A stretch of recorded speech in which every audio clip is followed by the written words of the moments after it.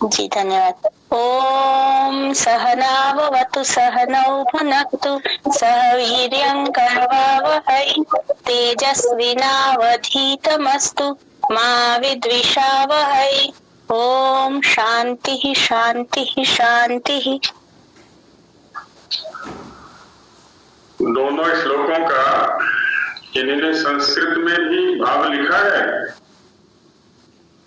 तो किन्हीं एक का ले लेते हैं। लिखा हो, मैंने निर्देश किया था कि संस्कृत में भाव लिखना। इन्होंने लिखा हो तो किन्हीं एक का सुन लेते हैं। है कोई लिख करके लाने वाले? जी आचार्य जी, मैंने लिखा है। हाँ जी, बोलिए, क्या नाम है आपका? नमस्ते आचार्य जी, सत्यव्रत तोमर जी। जी सत्यव्रत जी, सुनाइए संस्कृत में। जी।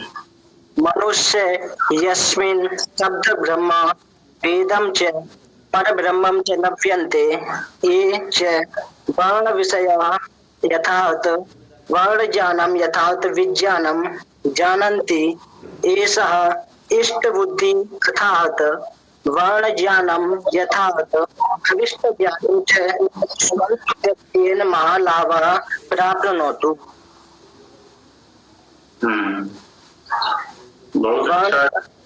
वर्ण ज्ञानम षष्ठी तत्पुरुष समासा वर्णानाम ज्ञानम वर्ण ज्ञानम नपुंसक लिंगे एक वचनम। वाग विषय षष्ठी तत्पुरुष समासा पुल्लिंगे प्रथम विभक्ति प्रथम पुरुष एक वचनम। यत्रिति संबोधक बोधक अव्यय शब्दः च इति अव्यय शब्दः ब्रह्मेति नपुंसक लिंगे एक वचनम। वर्तते इति वृत धातुः लट लकार एक वचनम आत्मनेपद। तदर्थम इति नपुंसक लिंगे द्वितीय विभक्ति एक वचनम। उपदिश्यते इति पूर्वक देश धातु लट लकार एक वचनम। तदर्थम इति प्रथमांतम वर्तते, तदर्थम उपदिश्यते, कर्मणि वाक्यम वर्तते। शोभनमस्ति वाक्य रचनायाः अभ्यासः अपेक्षते, अथ च उच्चारणेपि स्पष्टता अपेक्षते।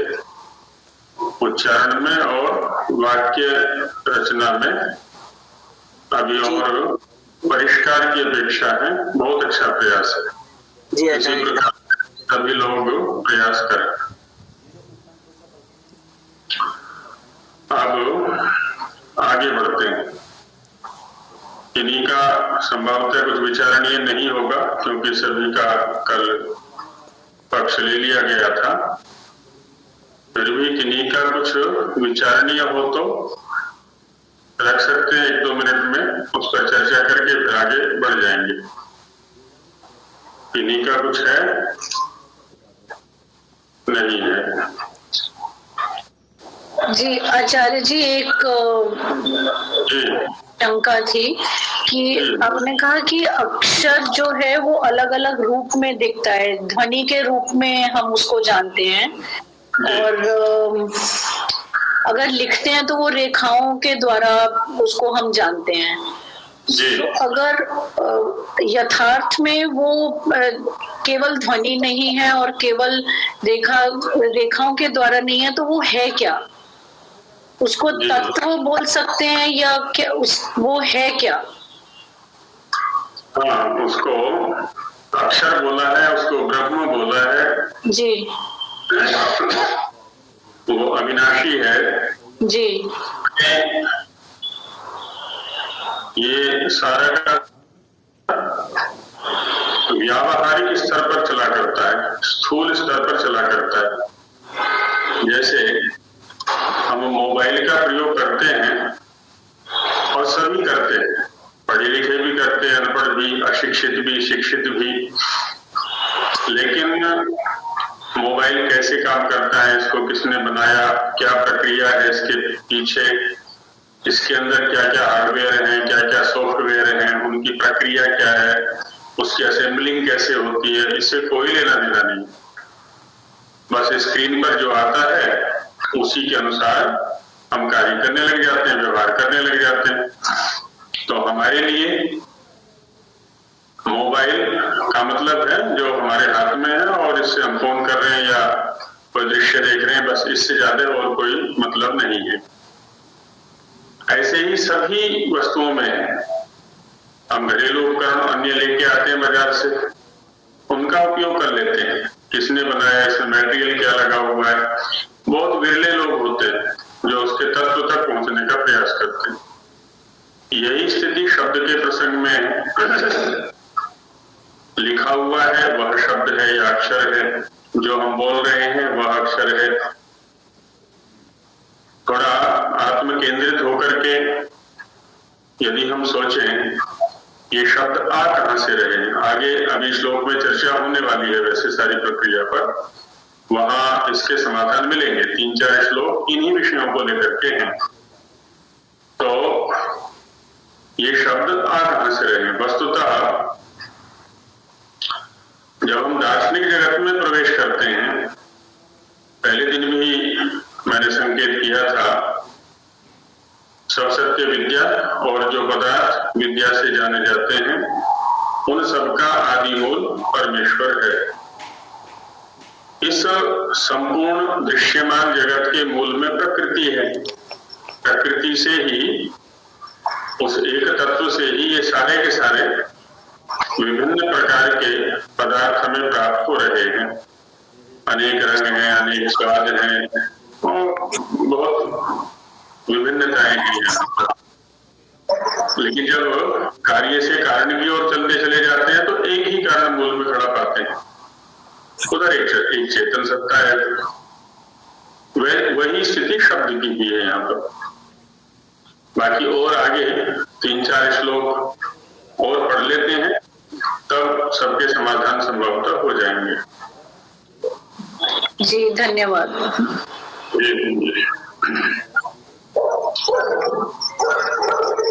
तो अक्षर और वर्ण के स्वरूप पर चर्चा हुई और इसका उपदेश किस लिए किया गया है, उन प्रयोजनों पर भी चर्चा की गई। ज्योति जी का माइक खुला हुआ है, माइक बंद रखिए। अब आगे इससे होने वाले लाभ, क्योंकि सांसारिक स्तर पर हम सबकी प्रवृत्ति ये होती है या वृत्ति ये होती है कि जब तक कोई लाभ न दिखे तब तक हम किसी कार्य करने को सहसा उद्यत नहीं होते, तत्पर नहीं होते। तो थोड़ा इसका और एक विलक्षण स्वरूप और इसका लाभ क्या है, इस पर चर्चा महाभाष्य के अग्रिम वाक्य में की जाएगी। उसमें चर्चा की जा रही है कि सोयम अक्षर समाम्नायो वाक् समाम्नाय। एक एक पद को लेकर के चर्चा करेंगे। आरंभ में 2 शब्दों का प्रयोग किया, सोयम, सह माने वह, अयम माने यह। जो तद सर्वनाम है, स शब्द से जिसको निर्दिष्ट किया जाता है वो दूरस्थ पदार्थ होता है। दूरस्थ भी हो सकता है, माने स्थान की दृष्टि से अथवा काल की दृष्टि से। और अयम, ये जो सर्वनाम है, इसके द्वारा समीपस्थ, चाहे वो स्थान की दृष्टि से हो या काल की दृष्टि से, पदार्थ को निर्दिष्ट किया जाता है। तो सह दूरस्थ पदार्थ के लिए, निकटस्थ या समीपस्थ पदार्थ के लिए प्रयुक्त होता है। और चूंकि जैसा पहले भी चर्चा हो चुकी है कि ये तीनों श्लोक या तीनों वाक्य महाभाष्य में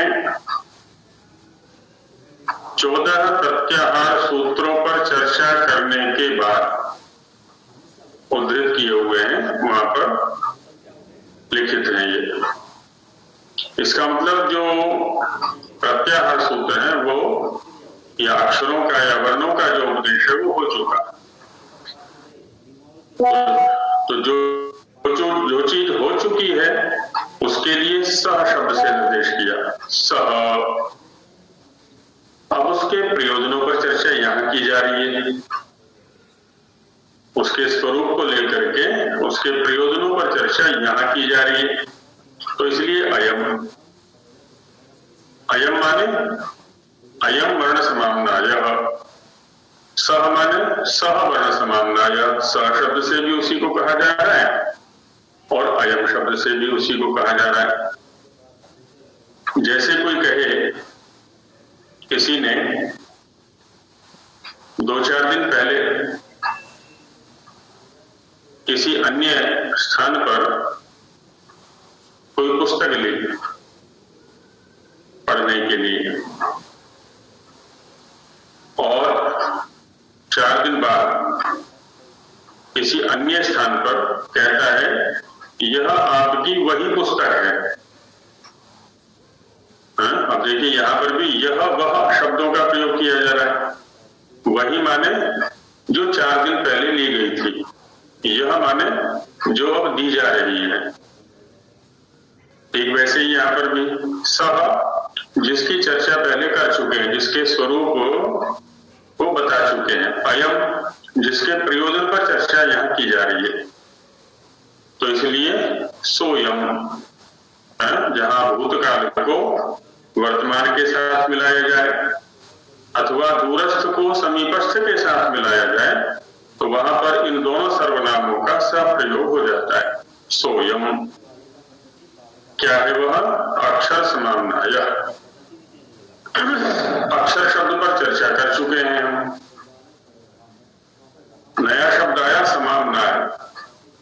इसमें सम उपसर्ग है, आ यह भी उपसर्ग है, मना धातु है। मना अभ्यासे, मना धातु अभ्यास अर्थ में आता है। अभ्यास कह लें, पाठ कह लें, तो अच्छी प्रकार से जिसका पाठ किया जाए, अभ्यास किया जाए, उसका नाम हो गया समाम्नाय। तो समाम्नाय को हम पाठ भी कह सकते हैं। समाम्नाय शब्द कोश के लिए भी आ सकता है, समाम्नाय शब्द संग्रह के लिए भी आ सकता है, समुदाय के लिए भी आ सकता है। तो जो वह अक्षर समाम्नाय है, अक्षरों का या वर्णों का पाठ है, और आदि आदि, वो जो अक्षरों का अभ्यास है, पाठ है, कोश है, संग्रह है, संकलन है,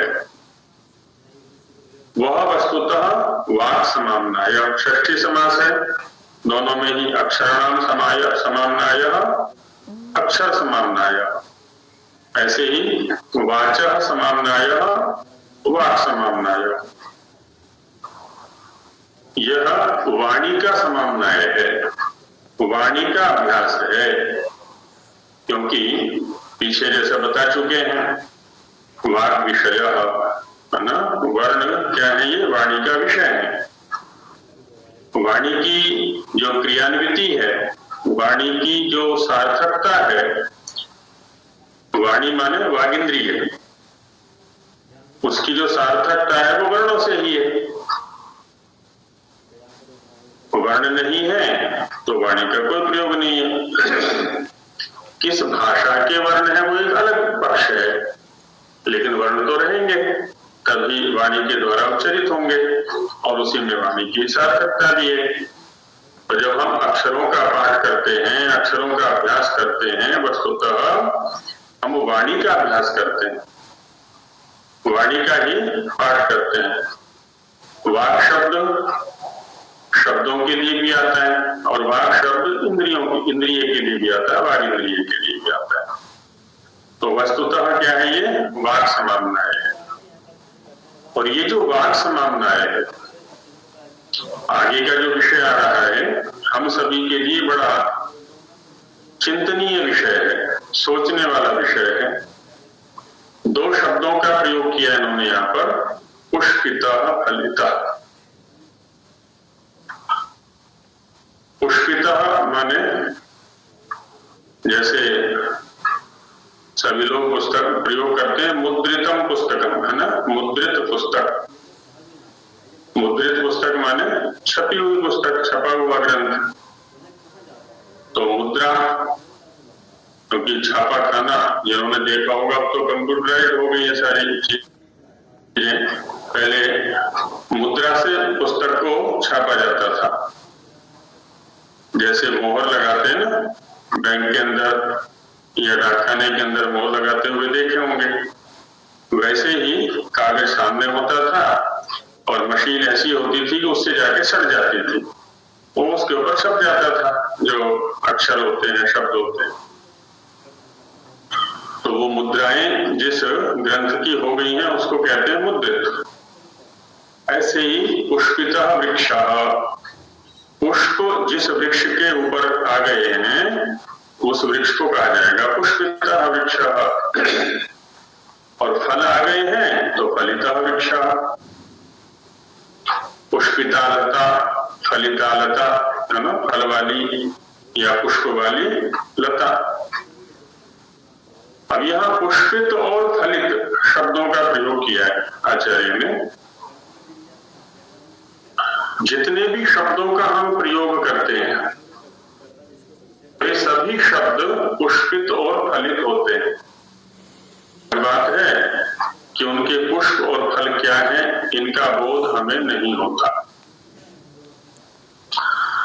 जैसे किसी फल वाले वृक्ष का आरोपण किया जाता है ना, फल वाला वृक्ष लगाते हैं हम, आम का वृक्ष लगाया, अमरूद का लगाया, जामुन का लगाया या और कोई, लगभग सभी वृक्षों पर, लगभग शब्द इसलिए लगा रहा हूं कि कुछ वृक्षों पर फूल नहीं भी आते, सीधे फल आते। जो वनस्पति कोटि में वृक्ष आते हैं उन पर फूल नहीं आता, जैसे गूलर है, पीपल है, बड़ है, इन पर फूल नहीं आता है, सीधा फल आता है। लेकिन अन्य वृक्षों पर पहले फूल आता है फिर फल आता है। अधिकतम जो वृक्षों का आरोपण किया जाता है वो फलों के लिए किया जाता है, लेकिन वहां तो फूल भी आते हैं, पहले फूल आते हैं बाद में फल आते हैं। तो वह वृक्ष पहले पुष्पित होता है उसके बाद फलित होता है। पुष्प पूर्वक फल की प्राप्ति होती है। पुष्प गौण है, फल प्रधान है, क्योंकि हमने तो फल के लिए वृक्ष लगाया था। अब पुष्प भी आ रहे हैं वो एक अलग बात है, लेकिन पुष्पों के लिए, केवल पुष्पों के लिए तो हमने वृक्ष नहीं लगाया था, हमने तो फलों के लिए लगाया था। ऐसी सामान्य रूप से संसार में होता है। तो पुष्प माने गौण उपलब्धि, फल माने प्रधान उपलब्धि, हम ये भी कह सकते हैं। पुष्प अप्रधान या गौण, फल प्रधान जो उपलब्धि है उसके लिए फल शब्द का प्रयोग है। क्रिया फलित हो गई, है ना, फ्रूटफुल हो गई, सफल हो गए, सभी स्थानों पर फल शब्द का प्रयोग है। जब हम किसी शब्द का प्रयोग करते हैं, जैसे निरुक्त में एक प्रसंग आया है कि अर्थम वाचा पुष्प फले का, वाणी का फल क्या है जी? अर्थ। वाणी का फल होता है अर्थ। जिस अर्थ को लेकर के वाणी का प्रयोग किया हमने, जिस भाव को लेकर, जिस अभिप्राय को लेकर, जिस तात्पर्य को लेकर के हमने शब्द का प्रयोग किया है, वही उसका फल है। खंड में वहां चर्चा चल रही है, तो उसमें बताया कि याज्य दैवते पुष्प फले प्राप्त। जब हम मंत्रों का यज्ञ में विनियोग करते हैं तो किसी मंत्र का उच्चारण किया और आहुति दे दी, कहते हैं कि वो पुष्प स्थानीय प्रयोग है, गौण प्रयोग है। जब हम उसी मंत्र का यज्ञ के माध्यम से सृष्टि परक अर्थ करते हैं, सृष्टि के अंदर क्या क्रिया चल रही है इसकी व्याख्या करते हैं, क्योंकि यज्ञ भी तो सृष्टि के ही व्याख्यान है, सारे के सारे यज्ञ, वो प्रधान अर्थ हो जाता है। ठीक आगे बढ़ते हैं इसी को लेकर के, तो देवता अध्यात्म इतिवा। अब ये तो देवता परक या प्रकृति परक अर्थ हुआ, उसके आगे फिर आध्यात्मिक अर्थ होता है। पिंड में क्या घटना घट रही है, आत्मा और परमात्मा की व्याख्याएं वहां पर की जाती है। फिर तो जब उसी मंत्र से हम आत्मा या परमात्मा की व्याख्या करते हैं वो प्रधान फल हो जाता है, और जो प्रकृति परक अर्थ किया गया, सृष्टि परक अर्थ किया गया, वह गौण हो गया। वहां एक श्रृंखला बताई है, यज्ञ क्यों किया जा रहा है, सृष्टि का व्याख्यान करने के लिए। सृष्टि का व्याख्यान क्यों किया जा रहा है, आत्मा और परमात्मा के स्वरूप ज्ञान करने के लिए, उनके गुण कर्म स्वभावों को जानने के लिए। तो 3 स्तरों पर अर्थों की चर्चा की गई। पहला गौण हुआ, दूसरा प्रधान, द्वितीय के सापेक्ष, और तृतीय के सापेक्ष द्वितीय गौण हो जाता है, माने पुष्प स्थानीय हो जाता है, और तृतीय जो है वो फल स्थानीय प्रधान हो जाता है। तो पुष्पिता फलिता। अब हम इसको अपने व्यवहार पर लेकर के आते हैं। जैसे हम भोजन करते हैं, बहुत स्थूल सा एक शब्द ले लेते हैं और एक स्थूल सी क्रिया ले लेते हैं। हम भोजन करते हैं, भोजन किस लिए करते हैं? यदि सामान्य व्यक्ति से पूछा जाए, पेट भरने के लिए या स्वाद लेने के लिए, क्योंकि यदि केवल इतना ही प्रयोजन न होता तो इतनी होटल ना खुलते और होटलों पर इतनी भीड़ ना होती। जो होटल पर होटल खुलते जा रहे हैं और उनमें भीड़, 24 घंटे होटल चल रहे। यहाँ मुरथल हमारे पास में है, 24 घंटे होटल चलते हैं और 24 घंटे इतनी भीड़ रहती है कि स्थान नहीं होता वहां, और बड़े दूर दूर से लोग खाने आते हैं, रात में भी दिन में भी। क्या है वहां पर? रसना का स्वाद या पेट भरना। तो ये क्या है? पुष्प स्थानीय, बड़ा ही गौण प्रयोजन है। इसकी अपेक्षा प्रधान कौन होगा? स्वास्थ्य, कि हमारा शरीर स्वस्थ रहे, इसके लिए खाया जाए, है ना। आयुष्य देने वाला होना चाहिए भोजन, स्वादु भी होना चाहिए, लेकिन साथ ही आयुष्य देने वाला भी होना चाहिए।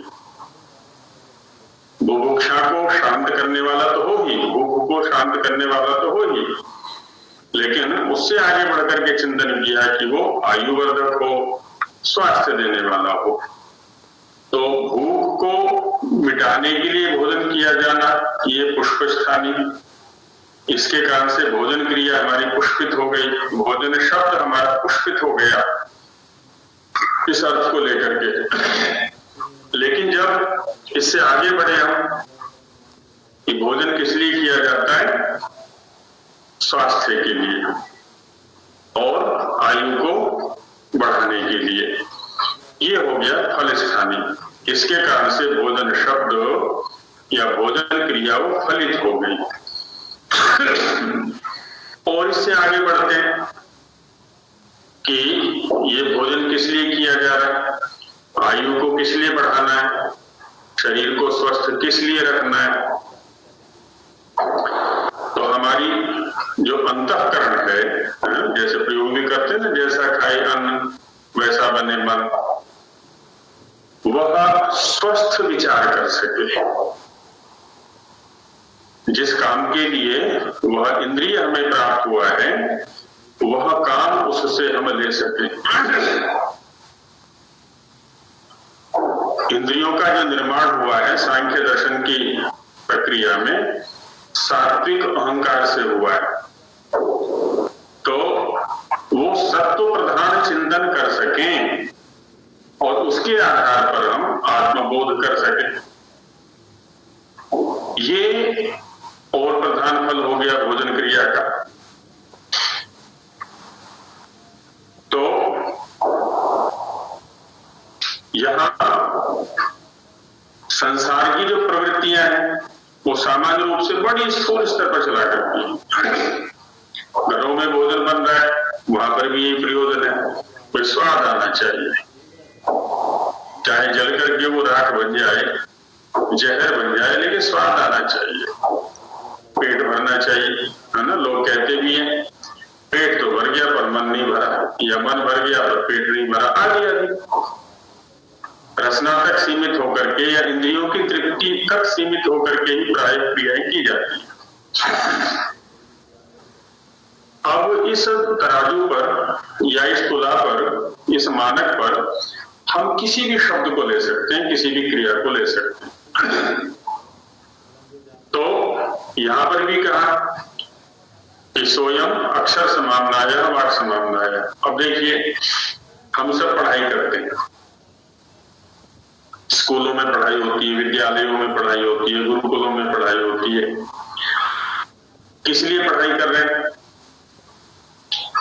एक विद्यार्थी से पूछा जाएगा तो अच्छे नंबर लाने के लिए, नंबर लाने तक ये अच्छे नंबर आने चाहिए। 100 नंबर का यदि 100 अंक का यदि प्रश्न पत्र है, 100 में से 90 आ जाए, 99 आ जाए, जो भी है, अच्छे से अच्छे अंक लाने हैं उसको, वो सारे प्रयत्न करता है। ये पढ़ने का पुष्प स्थानीय या पठन क्रिया का पुष्प स्थानीय अर्थ हुआ, प्रयोजन हुआ। कहते अच्छे नंबर किस लिए ला रहे हो? तो किसी कंपनी में नौकरी लग जाएगी, अच्छी नौकरी लग जाएगी,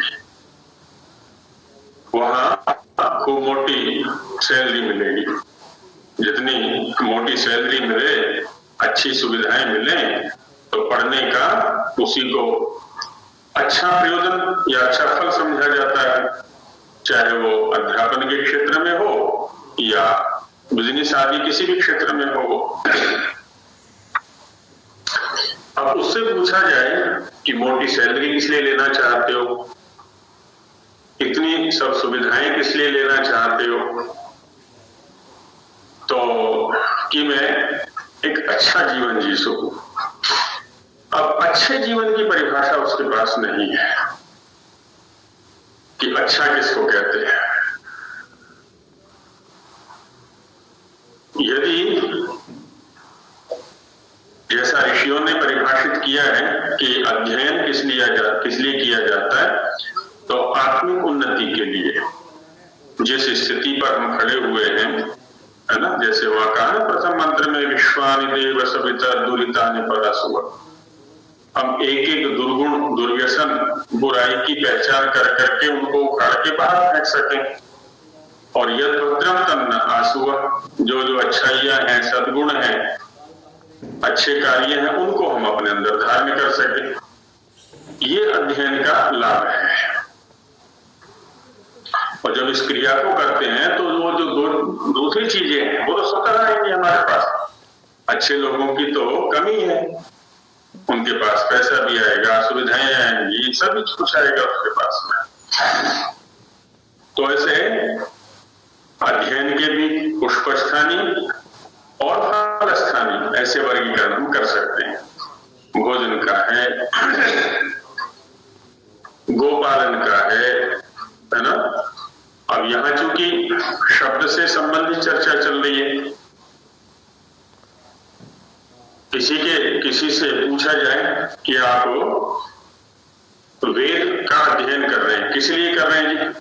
तो प्रवचन देने के लिए या कहीं मंत्र पाठ करने के लिए। ये पुष्प स्थानी हो गया कि उसके माध्यम से वो पैसा कमा लेगा और आगे बढ़ेगा कि अर्थ ज्ञान के लिए। अर्थ ज्ञान किस लिए करना है? अच्छे प्रकार से जीवन संचालित हो सके।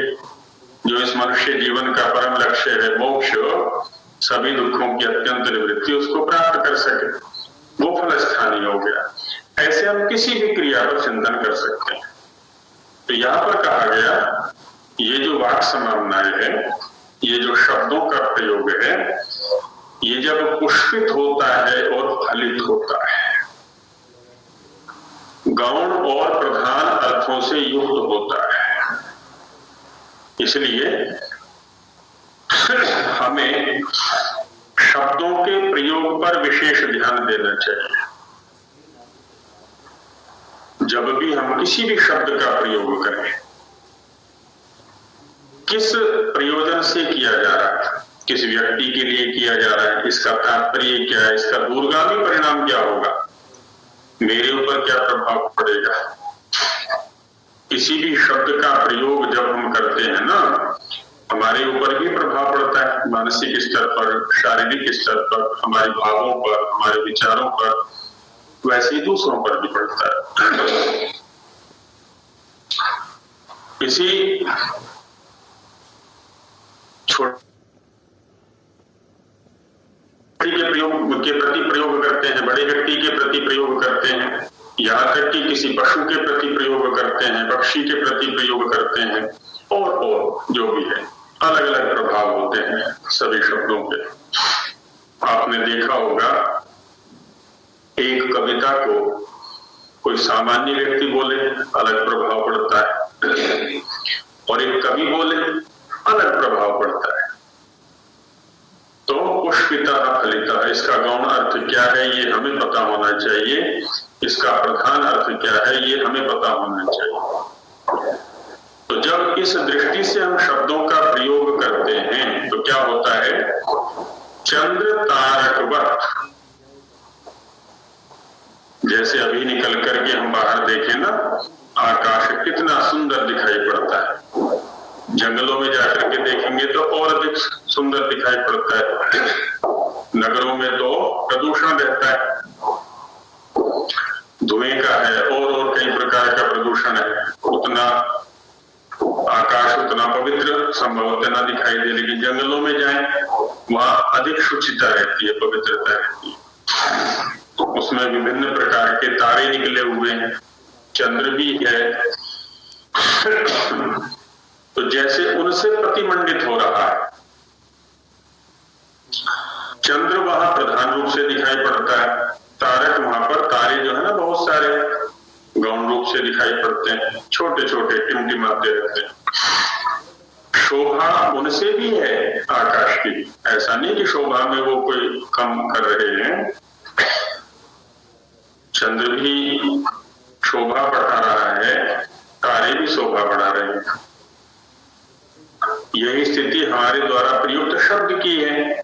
गौण अर्थ भी व्यावहारिक है, प्रधान अर्थ भी व्यावहारिक है। बस हमें ध्यान रखना होता है कि किस दृष्टि से हम शब्द का प्रयोग कर रहे हैं। वक्ता के क्षेत्र में एक वाक्य बोला जाता है कि वक्ता किन्हीं शब्दों का प्रयोग कर रहा है, प्रवचन कर रहा है, श्रोताओं की समझ में कुछ आ नहीं रहा, तो क्या करेगा वक्ता? डांटेगा, अरे मूर्खो, अरे जड़ बुद्धियों, मैं इतनी बढ़िया बढ़िया बातें तुम्हें बता रहा हूं, तुम्हारी तो समझ में ही नहीं आ रहा है, एकदम निपट मूर्ख हो तुम। उसको ये पता नहीं है कि मूर्ख सुनने वाले नहीं है, अभी तो बोलने वाला है। वक्तुरेव हि तज्जाड्यम श्रोता यत्र न बुध्यते। वक्तु माने वक्ता का ही तत्जाड्यम, वह जड़ता है, मूर्खता है, क्या जहां पर श्रोता की समझ में नहीं आ रहा। वक्ता को सदैव श्रोता के बुद्धि स्तर पर उतर करके समझाने का प्रयास करना चाहिए। ऐसे शब्दों का प्रयोग करे कि वक्ता उससे सीधा सीधा जुड़ जाए, उसके भावों से। तो वहां उसका जो वक्तृत्व है, उसका जो शब्द, वह पुष्पित भी होता है, फलित भी होता है। और चंद्र तारकवत, है ना, जैसे चांद और तारे आकाश को प्रतिमंडित कर रहे हैं, वैसे ही इसकी जो शब्द राशि है वह प्रतिमंडित होती है। प्रतिमंडितो वेदितव्यः, प्रतिमंडितः माने शोभायमान। मणिभूषायाम धातु है तो उससे प्रतिमंडितः शब्द बनता है ना, अच्छे प्रकार से शोभा को प्राप्त, सुशोभित। वेदितव्यः, जानना चाहिए। किसको? ब्रह्म राशि। राशि कहते हैं समुदाय को। ब्रह्म शब्द अक्षर के लिए भी आता है, शब्द के लिए भी आता है, ज्ञान के लिए भी आता है।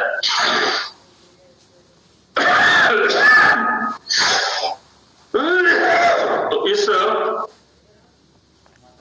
अक्षर समाम्नाय का अच्छे प्रकार से बोध करते हुए जब हम वाक् समाम्नाय का प्रयोग करते हैं और उसमें भी पुष्पित और फलित, गौण और प्रधान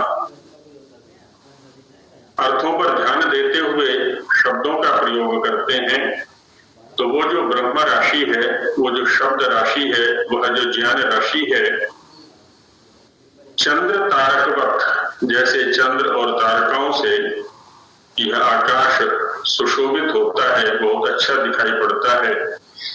सब चाहते हैं ऐसे आकाश को, ठीक वैसे ही ऐसी ब्रह्म राशि या ऐसी शब्द राशि को सभी चाहते हैं, क्योंकि वह प्रतिमंडित होता है, सुशोभित होता है।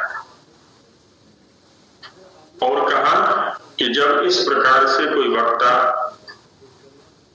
कोई भाषण करने वाला, कोई बोलने वाला, उच्चारण करने वाला शब्दों का प्रयोग किया करता है, मंत्रों का प्रयोग किया करता है, तो सर्व वेद पुण्य फलावाप्ति ही च अस्य ज्ञाने भवति। सभी वेदों के पढ़ने से, सभी वेदों के अध्ययन से जिस पुण्य फल की प्राप्ति होनी चाहिए, उस पुण्य फल की प्राप्ति इस व्यक्ति को हो जाती है इस शब्द राशि के ज्ञान से। क्यों, कब होगी? पहले वर्णों का अच्छे प्रकार से ज्ञान किया, वर्णों के आधार पर शब्दों का अच्छे प्रकार से ज्ञान किया, और इस वर्ण ज्ञान और शब्द ज्ञान पूर्वक जब वो वेदों का अध्ययन करेगा, वेद ज्ञान की प्राप्ति करेगा, तो वेदों में विद्यमान जो विद्याएं हैं उन सबको वह जान सकेगा, उन सबका वह प्रायोगिक स्वरूप जान सकेगा, उनके अनुसार स्वयं चलेगा, अन्यों को भी चलाएगा, तो निश्चित रूप से उसे पुण्य फल की अवाप्ति होगी। अवाप्ति माने प्राप्ति। तो इस प्रकार से यहाँ इस विद्या को पढ़ने का जो प्रयोजन है, जो लाभ है, उसको यहां बताया गया। इस वाक्य में किन्हीं को कोई संशय हो तो बताएं। आचार्य जी, इसके ऊपर जो श्लोक था ना, उसमें मैं मतलब थोड़ा मुझे आपने बताया था ज्ञान का 2 प्रकार का था, भाव में और ऐसा, तो मैं मतलब स्मरण नहीं रहा, तो हो सके तो वर्ण ज्ञानम वाग विषयों में आपने जो ज्ञान का 2 अर्थ बताया था वो फिर से बता दीजिए। हाँ, ज्ञानम वर्ण का ज्ञान करना, ये हो गया भाव, क्रिया, वर्णों को जानना। एक तो ये अर्थ है ना, वर्णों को जानना। और दूसरा होता है जिसके द्वारा जाना जाए, माने वह शास्त्र। तो ज्ञान का अर्थ हो गया शास्त्र, तो वर्ण ज्ञान का अर्थ हो गया वर्ण शास्त्र। जिस शास्त्र के द्वारा वर्णों का ज्ञान कराया जाए उस शास्त्र को भी हम वर्ण ज्ञान कहते हैं। माने जैसे यहाँ पर जो चर्चा चल रही है प्रत्याहार सूत्रों को लेकर के चल रही है, क्योंकि प्रत्याहार सूत्रों में वर्णों का उपदेश किया गया है। तो ये जो वर्णोपदेश है, जो वर्ण शास्त्र है अ ई उन से लेकर के हल पर्यंत, तो उसको भी हम वर्ण ज्ञान शास्त्र कह सकते हैं। ये तो इस प्रकार से यहाँ जी बोलिए। ये जो अभी वाक् समाम्नायः पुष्पितः फलितः चंद्र तारकवत्, यहाँ पुष्पितः फलितः है तो अपने गौण अर्थ से और प्रधान अर्थ से युक्त वाक् समाम्नाय है जी। फिर वहाँ चंद्र तारकवत, ये एक तरह से उपमा वहाँ दी उन्होंने जी। और प्रतिमंडितो वेदितव्य ब्रह्म राशि, यानी कि वो ब्रह्म राशि जाननी चाहिए जो प्रतिमंडित है। उपमा उन्होंने चंद्र तारकवत दी, या चंद्र तारकवत ही उपमा क्यों दी? उपमान बनाया, किसको बनाया वहाँ, ये थोड़ा सा बताओ। अब यहाँ जो उपमेय है वह है ब्रह्म राशि, क्योंकि पुष्पितः फलितः प्रतिमंडितः वेदितव्यः ब्रह्म राशि ही, इनमें सब में समान अधिकरण है।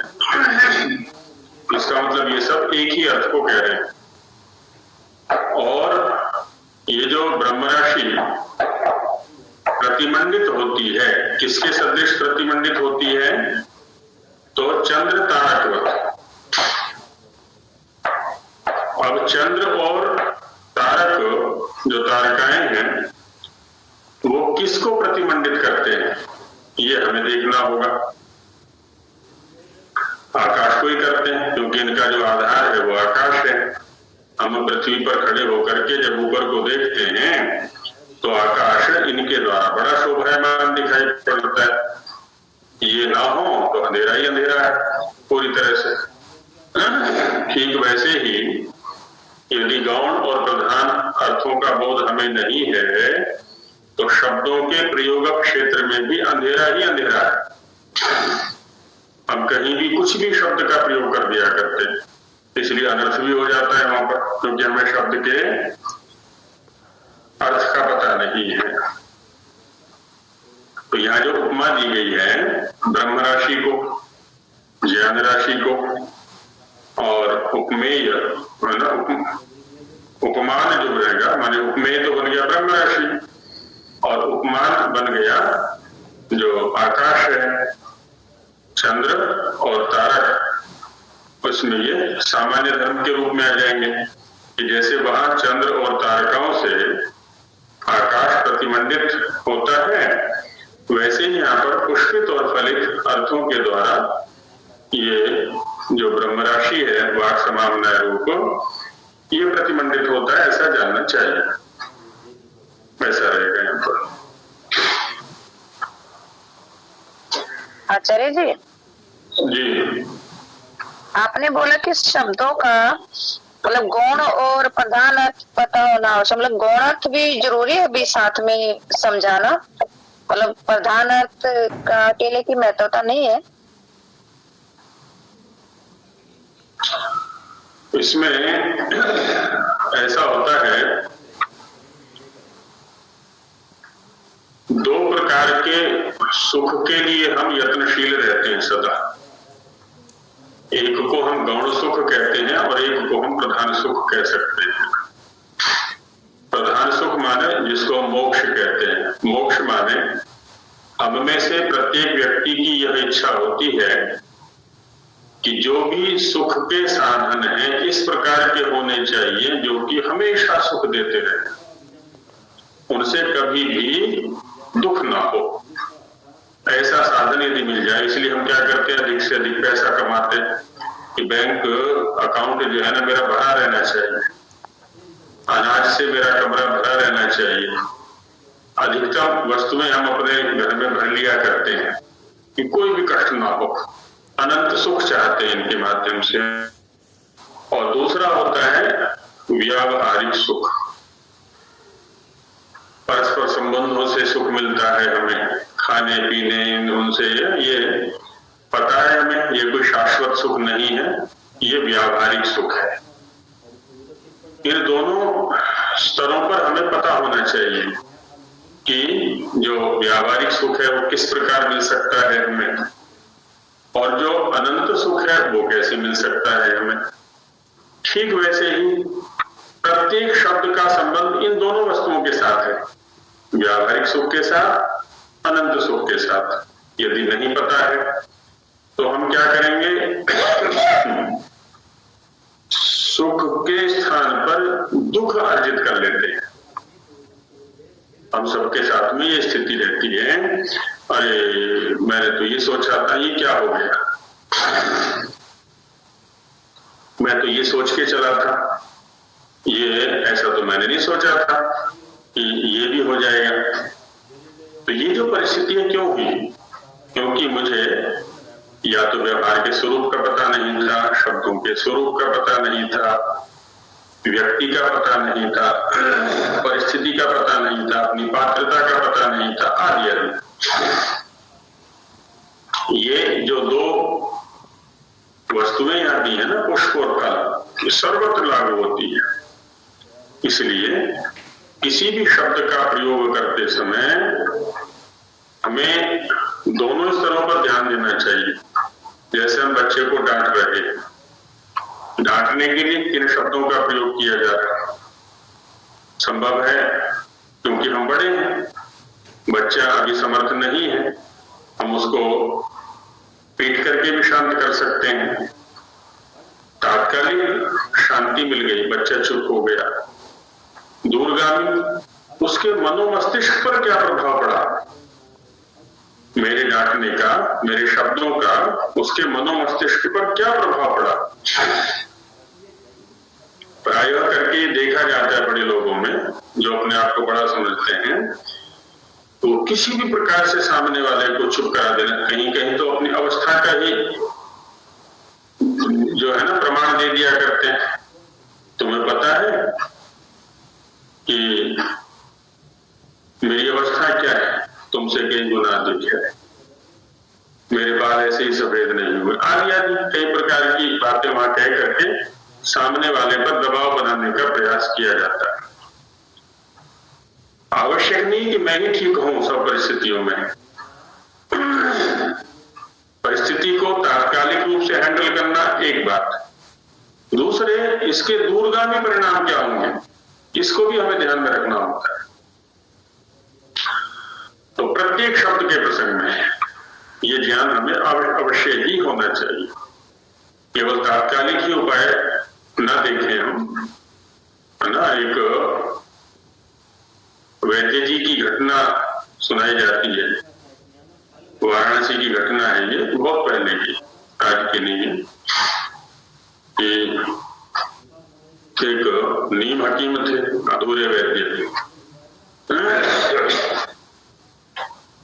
तो एक गृहस्थ के यहाँ पर एक बच्चे ने जन्म लिया, तो जब नवजात शिशु होता है ना, तो उसके सिर पर एक नाड़ी स्पंदन करती है, उछल उछल करके चलती है। बच्चे जो माता पिता थे वो भोले भाले थे, पता नहीं था किसी चीज का। देखा बच्चे के सिर के ऊपर न जाने क्या हो रहा है, ये उछल कूद सी हो रही है, अंदर कोई लगता है रोग है, इसको कोई गड़बड़ है। गए वैद्य जी के पास। ये मैं बता रहा हूं इस प्रसंग में कि हमें दोनों पक्षों का अच्छे प्रकार से ज्ञान होना चाहिए। वैद्य जी से बोले कि वैद्य जी न जाने क्या हुआ, अभी ये बच्चा हुआ है रात्रि में हमारे यहाँ, और इसके सिर में देखना ऊपर, जिसको हम काग बोलते हैं ना, ऊपर थोड़ा अधिक स्पंदन सर उस समय अनुभव में आता है। वैद्य जी बोले कोई बात नहीं, घर ले जाओ और इसके सिर में कील ठोक दो। बच्चे वो भोले भाले थे बेचारे, उन्होंने वैसा ही किया। बच्चा तो थोड़ी देर में शांत हो गया।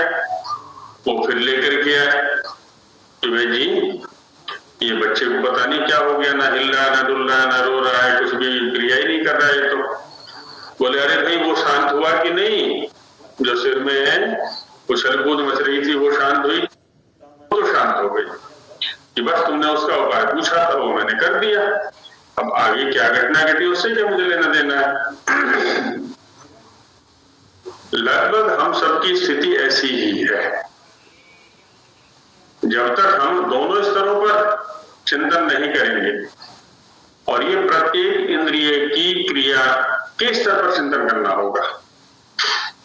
घरों में झगड़े होते हैं, पति पत्नी में झगड़े हो रहे हैं, बच्चे भी वहीं पर हैं, ऐसे ऐसे शब्दों का प्रयोग कर दिया करते हैं, उनको ये नहीं पता होता, हालांकि वहां प्रतिष्ठा का प्रश्न होता। पत्नी भी हार नहीं मानना चाहती, पति भी हार नहीं मानना चाहते, क्योंकि बच्चे वहां खड़े हुए हैं कि कोई भी हारेगा तो बेइज्जती हो जाएगी। ये नहीं सोच पाते कि जीत में भी बेइज्जती हो रही है, वहां पर जीत में भी हार छिपी हुई है। जिन शब्दों का परस्पर प्रयोग किया जा रहा है, बच्चों की दृष्टि में हमारा क्या अस्तित्व जा रहा है? दूरगामी परिणाम। तात्कालिक ठीक है, विजय पराजय हो गई, लेकिन बच्चों की दृष्टि में तो दोनों के दोनों नीचे चले गए। फल को नहीं सोचा हमने। अब ऐसे मतलब किसी भी प्रसंग को उठा सकते हैं हम। कक्षा में अध्यापक है, बच्चे को के प्रति जिन शब्दों का प्रयोग कक्षा में किया जा रहा है, संभव है उसकी दबंगता के सामने बच्चे शांत हो जाएं। दूरगामी परिणाम क्या होगा? बच्चे उनसे पढ़ना नहीं चाहेंगे, और एक दिन संभव है वो स्कूल से बाहर भी हो जाए अध्यापक कि जी आपको तो पढ़ाना नहीं आता, आपसे तो बच्चे घबराते हैं। दुकानदार के प्रसंग में लेके जाएं, मतलब कहीं पर भी लेके जा सकते हैं इसको उसकी तरफ। तो इसलिए दोनों स्तरों पर हमारा चिंतन होना चाहिए, गौण और प्रधान। गौण फल क्या मिलने वाला है, प्रधान फल क्या मिलने वाला है। हम सुन रहे हैं, कोई दृश्य देख रहे हैं। आजकल एक बहुत बड़ी है ना, वो चलती है ना, बहस चलती है। तो बहस में कभी कभी कह दिया जाता है ये तो अपने विचारों की अभिव्यक्ति की स्वतंत्रता पर लगाम कसना हो गया। तो विचारों की अभिव्यक्ति की स्वतंत्रता का मतलब क्या है? हम कुछ भी बोले, जब हम कुछ भी बोलने पर आते हैं, हम ये नहीं सोच पाते कि इससे हमारा कितना नैतिक पतन हो रहा है। एक एक शब्द हमारे संपूर्ण चरित्र को लेकर के श्रोता के पास जाता है। एक एक शब्द, आप चाहे कितने बड़े विद्वान हैं, कितने बड़े नेता हैं, कितने बड़े दुकानदार हैं, पैसे वाले हैं, उसका कोई महत्व नहीं। एक ही शब्द हमें उठा भी देता है, एक ही शब्द हमें पतित भी कर देता है, यदि हमें उसका दूरगामी प्रभाव पता नहीं है। तो कहीं पर भी किसी भी क्षेत्र में लेकर के जा सकते हैं इस चीज को।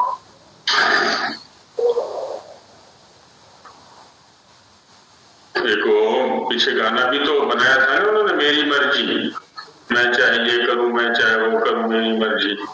वो कहीं कपड़े फाड़ रहा है तो कहीं कुछ कर रहा है, कहीं कुछ कर रहा है, और उल्टे सीधे सब कि भाई ये तो व्यक्तिगत स्वतंत्रता है, हम कुछ भी खाएं, व्यक्तिगत स्वतंत्रता है, हम कुछ भी पहने। व्यक्तिगत स्वतंत्रता नहीं, वो स्वच्छंदता कहलाती है। मर्यादाओं में रहेंगे तो सामने वाला भी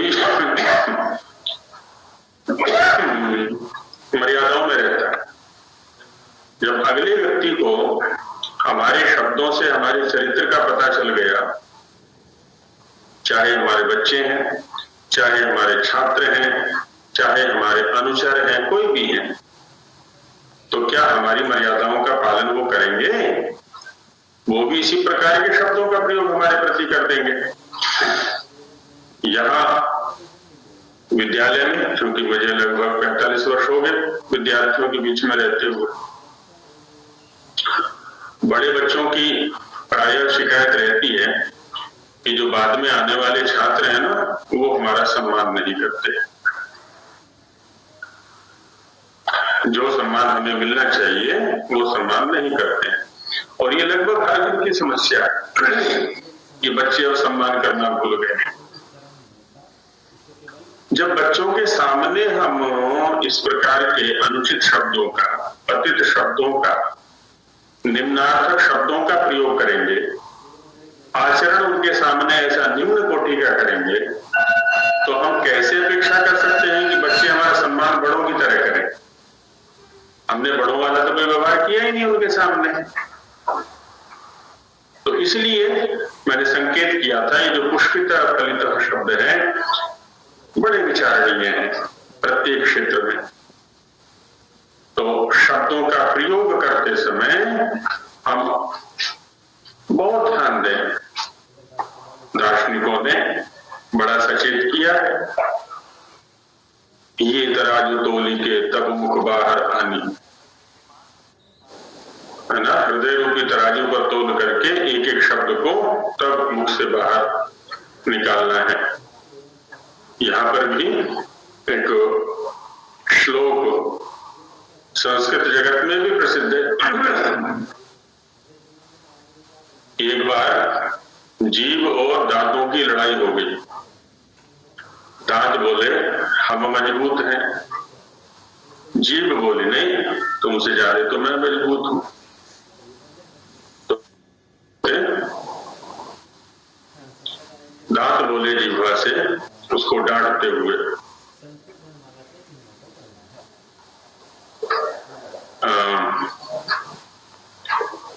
जिह्वे त्वाम दशामः किम करिष्यसि, हे जीव हम तुझे डस लेंगे तो हमारा क्या बिगाड़ लेगी? थोड़ा सा इधर उधर हिली ना, हम तुझे चबा जाएंगे, क्योंकि चारों तरफ तो दांत बैठे हुए हैं, तो हम 32 के बीच में अकेली है। दंता वदंती जिह्वे त्वाम दशामः किम करिष्यसि, दांत बोले जीवा से हम तुझे डस लेंगे, तुझे काट लेंगे तो हमारा क्या बिगाड़ लेगी? अब जीव का उत्तर सुनो, एकमेव वचो वच्मि सर्वे यूयम प्रतिष्ठता। किसी पहलवान के सामने जाकर के मैं एक ही शब्द बोलूंगी और तुम सारे के सारे बाहर पड़ोगे निकल करके। तो शब्द का कितना प्रभाव है, इसलिए प्रत्येक शब्द को हमें बड़ा सोच समझ करके, तोल करके, माप तोल करके प्रयोग करना चाहिए। बोले कम, सुने और विचारे ज्यादा। लौकिक स्तर पर भी कहा जाता है, देखो सुनने के लिए 2 कान दिए हुए हैं, बोलने के लिए 1 जीभ दी हुई है। तो सुनने का काम अधिक करना है, विचारने का काम अधिक करना है, बोलने का काम कम करना है। और जो बोले पुष्पिता फलिता, एक एक शब्द ऐसा निकलना चाहिए कि सुनने वाला लालायित हो जाए कि कब इनके मुख से शब्द निकलेगा, कब इनके मुख से शब्द निकलेगा। ये नहीं होना चाहिए अरे इसके शब्द सुन लिए तो आज निश्चित रूप से पूरा दिन अनिष्ट निकलेगा हमारा, कोई क्रिया सफल होने वाली नहीं है। तो इसलिए यहाँ पर पुष्पिता फलिता इस शब्द को रखा हुआ है। बाकी और भी चिंतन आगे